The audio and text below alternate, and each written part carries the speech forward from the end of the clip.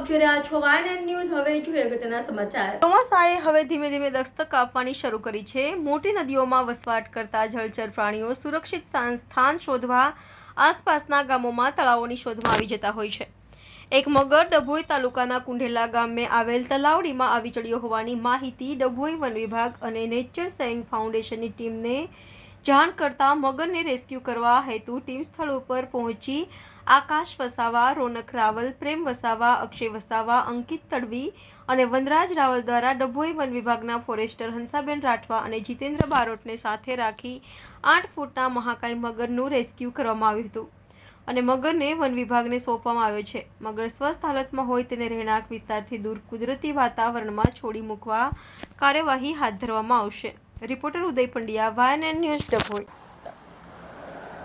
Dabhoi nature saving foundation ને આજે એક કુંઢેલા ગામેથી કોલ આવ્યો હતો કે એક તલાવડીમાં મગર છે।